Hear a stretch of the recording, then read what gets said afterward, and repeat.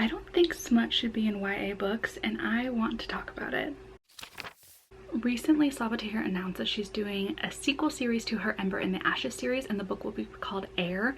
And in promoting this and talking about the release of this book, she decided to do a Q&A on Instagram and was answering a bunch of questions about this book. And one of her answers to one of the questions really stuck out to me. Essentially, somebody asked if there was any romance, and she answered, yes, there is. There's also some spice and a lot of love and some heartbreak, but this is not an adult genre romance. The characters are 20, the book is YA, and it is for ages 14 and up. And the moment I saw that response, something stuck out to me, so I screenshotted it and shared it, and shared that I didn't feel like a book that's marketed towards 14-year-olds should have anything spicy in it, but I didn't go further into detail about it. So that's what I want to do in this video, talk about why I had that reaction and what thoughts crossed my mind about it. Because for me, spice and 14-year-olds don't really belong within the same sentence, within the same context, and I feel like there's a greater conversation around this subject that I want to bring to light and have people discuss in the comments if you are so inclined. But before I get into the video, I want to say that this is not an attack on Sabathier at all, or her character, or her writing, or her books, or anything like that. I just noticed that this was an answer to a question that she had, and I didn't like the exact phrasing that was used, but it is not an issue I hold with just Sabathier. I think this is something that happens with other authors and publishers with YA books. So what I share in this video is just my understanding of different meanings of phrases and language that is used, and my opinions that I have formed based on things that I have looked up myself. And I'm not asking you to form the exact same opinion on me or understanding on this information on this topic, just to have a little bit of a conversation surrounding this idea. I also want to add in that I am very much pro comprehensive sex education for teenagers. I do not think abstinence only is the way to go. I think that it does more harm than good. I also think that based on studies, it is shown to not work as effectively as giving teenagers more in-depth sex education. I think it is so vital that they learn how to have safe conversations surrounding sex, know what consent is, informed consent.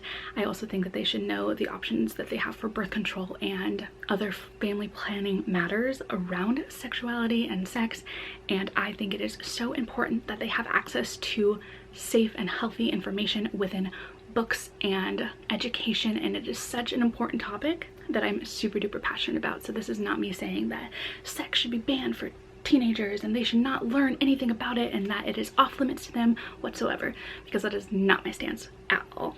But I don't think that smut should be within YA books, and I will try and break this down as best as I can so that nobody gets the wrong understanding of what I mean. And I keep using the words smut and spice, and I really want to break down what I believe those mean and what I have come to understand those words to mean within the romance genre and within the reader scope of things. And these definitions might not be the same for everybody, but this seems to be the general consensus that I'm finding on the internet on what these words mean. So in romance, there are a couple different elements to sexual content in general. First, we have clean or sweet romances, which generally mean that there is no sexual content within them. The most that you might see would be hand-holding and a little bit of kissing, but anything sexually related is just not written whatsoever. And these clean romances might also not include things like swearing or alcohol or drug usage or even references to any of those things. But then, similarly to clean and sweet romances, we have something called fade to black, which is a type of scene where there is sexual content, but it fades to black. So before anything goes into heavier detail, before anything is very explicit, it changes scene or it jumps to a different scene. So it might be leading up to a lot of heavy kissing, and then the scene cuts, and then you reference it slightly in the next paragraph or next chapter where they've woken up or they have reminisced on a very good night. So that is a fade to black scene. Then there's something called steam, which is sexual content, but it is not explicitly stated or explicitly detailed within the text. So this could be a handful of scenes, but they use more euphemisms or language that dances around the actual act, like coming together or becoming one, and you know what is happening, but you are not hearing very detailed descriptions of the act that the people are partaking in.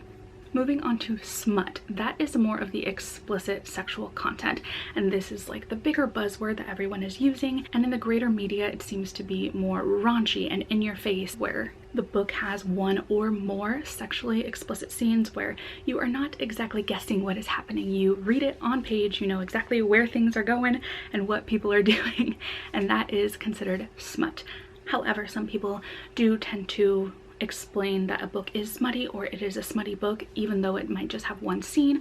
Some books do have significantly more chapters and scenes with smutty elements within them, more explicit content, but that kind of leads into the next part, which is spice. And spice tends to be the rating or ranking that people give books with sexual content. The more smut that happens within a book, people tend to rate spicier, or the more densely packed a book is with sexual or smutty scenes, people tend to say it is spicier. Or the more explicit the language is to describe the smutty elements, people tend to rate those even spicier. And you'll see these usually depicted on BookTok, Bookstagram, BookTube with emojis like this to explain the ranking level that people would give. And the ranking of spiciness will definitely differ from person to person depending on how they view explicit sexual content. Some people may think that a book with very descriptive explicit scenes that are only in the book a couple of times would be a very spicy book. Some people might assume that a book that only has one smutty scene would not be as spicy because it does not fill up the majority of the book. I'm going to use Acatar for a second as an example because Acatar in general seems to be one of the #1 books that people use as an example for this conversation. But Acatar, this is a pretty dense book and there is a lot of plot to it, but the sexual scenes are limited to maybe a handful, probably less than 3, and therefore some people feel like this book is not as spicy as other people say it is. However, there are other people who see the explicit language used to describe the scenes as very graphic and in your face, so they might rank it a little bit higher in spiciness. And that rating system is definitely flawed, but essentially we can break everything down into clean and sweet romance has virtually no sexual content within it. Steamy romance tends to fade to black, and smut is more explicit language used that does not dance around the actual act of sex within the book. And spice is what people use to rate how much sexual content is in a book or the level of explicit language an author uses to describe a sex scene within the book. I personally love smut. I especially love it in my romances. I love it in my romantic fantasies.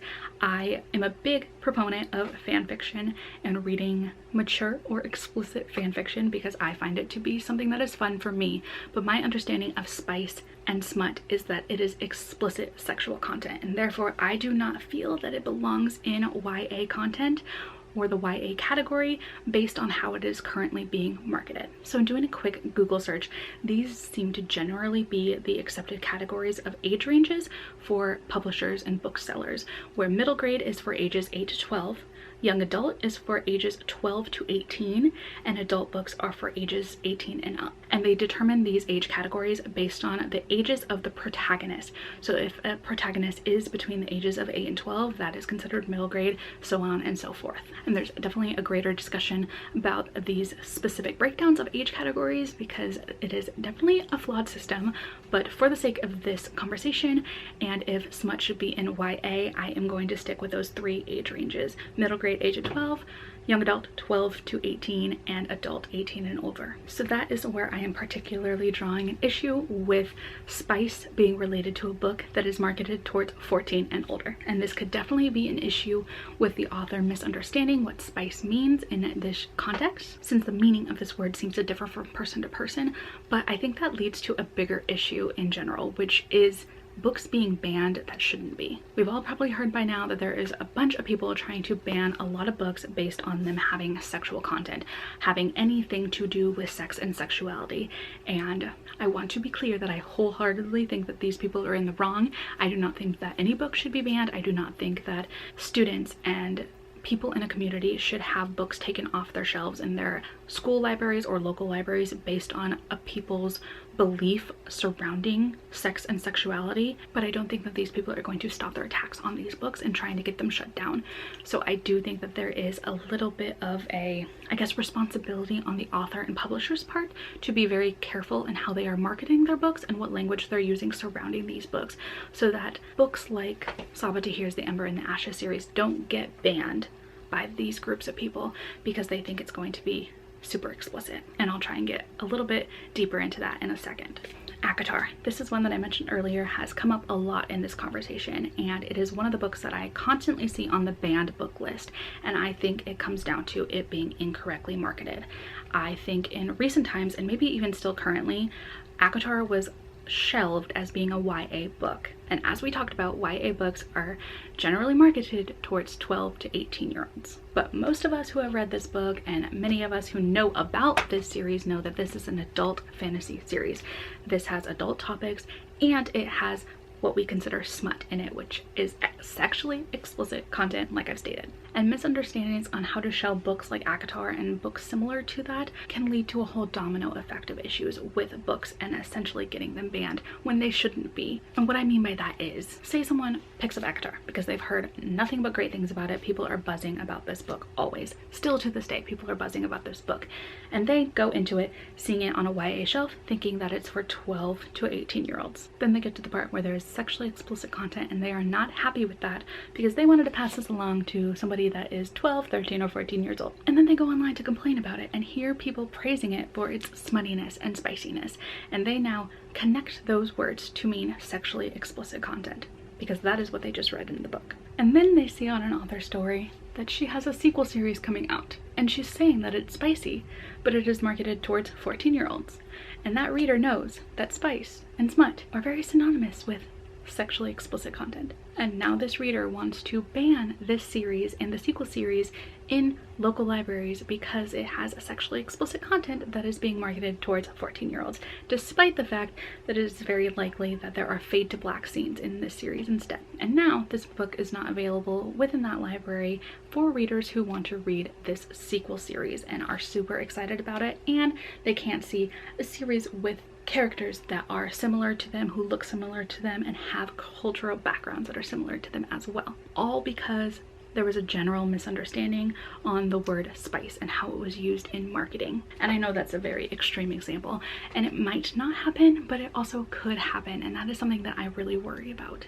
And I don't want to bring that all up without proposing some sort of possible solution to this. It won't fix the entire problem, but I think it might help, which is first that we need to really rework the age categories for the way we market books. I think we need to stop categorizing books by the age of the protagonist and start categorizing them based on who we want to market them towards. So for an example, middle grade books I still think could be marketed towards 8 to 12-year-olds because that's generally when kids are in late elementary school, middle school, and early high school. I think that teen books should be the ages of 13 to 17, where it generally includes sweet or clean romances, and anything that is more on the steamy side should be fade to black.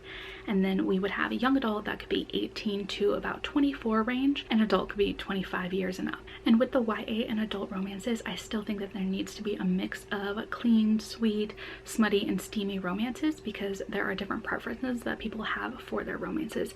And sticking all of the sexually explicit, spicy, or super steamy books in an adult category doesn't really suit the readers that you're aiming towards, especially if the characters are in college. So I think to distinguish between YA and adult, that is when we should look at the ages and the experiences of the main characters and put them in the YA or adult categories based on that. I also think that these buzzwords, steamy, spicy, smutty, should be more precisely defined so that authors and publishers and even reviewers can explain them in the best possible way so that they are not marketing towards the incorrect audience. And I just want to make it extra clear that I don't think teens should be banned from reading any books that have sexually explicit content. I don't think that there is anything wrong with a teen reading the Acatar series or any series with smutty elements within it. I personally found a lot of answers that I had about sex and sexuality within reading, and I don't want to take that away from teenagers either, but I think that readers who are between the ages of 13 and 17 who want to read sexually explicit content should have to get it from a section that is labeled for adults who are 18 and up. Not because I think that they shouldn't be reading it, but because I think that we have to be careful on how we are marketing these books and who we are trying to sell them to. And this would force them to use fan fiction to find the answers to their sexuality like the universe intended. But in all seriousness, what this boils down to, in my opinion, I don't believe that smut or spice should be marketed towards the current age range that we categorize YA books to be. I think we need to break up the age categories just a little bit more so that we are marketing books to the right demographics, and we need to be a little bit clearer on what we mean when we use the terms steamy, smutty, or spicy. So that's what I've been ruminating about over the past week, and I do have one question about something that I'm not sure on, but do you think that we need to have a rating system or a way to label sexually explicit content within books? And what do you think that should be if there is one? I'm a little on the fence about this because I see that as a way for these groups of people who are wanting to ban books to have an easier way to ban them, but I also think that there are just readers who want clean and sweet romances that keep getting sucked into the hype of reading a smutty one that they are not happy with. So I don't know. I think that there could be benefits to labeling these books somehow, but I also think that there could be a lot of hurt that comes with it. But I want to know what you think. And please let me know what your thoughts are on any of this, whether you agree or disagree with me, or if you think that there are any further considerations I should have on this topic and anything that I should look more into. I would really appreciate it if you let me know kindly what you think I should look into or what research I should do further into this. And I know that there are deeper nuances to this conversation too, such as women authors being shelved as YA when they shouldn't be, which I think is what happened with Sarah J. Maas. But let me know if you want to have more conversations similar to this and what topics you would like to discuss. But those are my thoughts on this topic, and I'm very eager to hear what you thought. Please subscribe if you would like to have more conversations like this with me, and I will see you next Tuesday for another bookish video. Goodbye.